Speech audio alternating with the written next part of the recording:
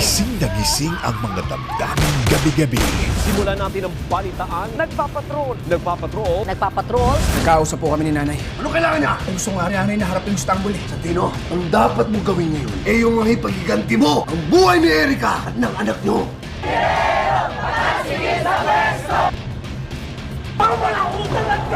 Tara!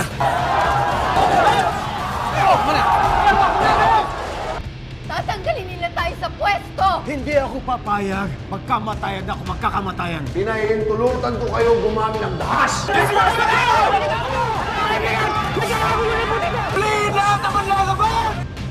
Panahon na para malaman ng buong kamay nilaan na si Tanggol Montenegro ang nanalo noong eleksyon.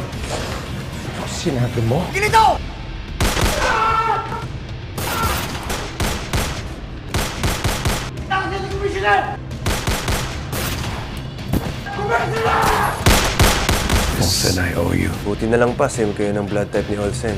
Di naman lahat ng magulang at anak pareho ng dugo. Yung naging nakaraan natin. Oras na para malaman mo ang totoo.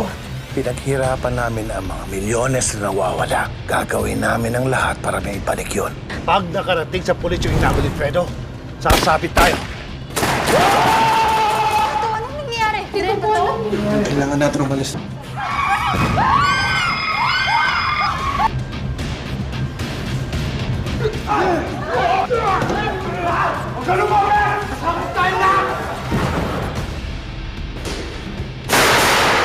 Tutulungan kita makaalis kay Anton ng ligtas at makuha ang lahat ng sayo.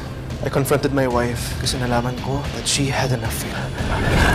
Kayo at magpantay dahil ang Diablo ang ngayon. Beth, hindi natin kasalanan ng lahat. Pero may kasalanan tayo. And I think it's time na aminin natin yun. Sinabi lang namin yung pinapaniwalaan ng lahat. Hindi namin muli nagsinungaling ka! Marami nang nasisirang buhay dahil sa unang buhay na sinira nyo!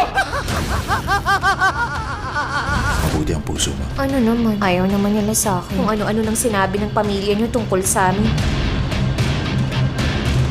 Hindi ko talaga magawang magustuhan ng babae. Kung magpapakasal sila sa hinaharap, tuluyan na mawawala sa iyong anak mo. Mula sa araw na to, layuan mo na siya. Gusto kong magpakabait sa kanya dahil siya ang mama niya. Ayaw paawa. Tuloy-tuloy.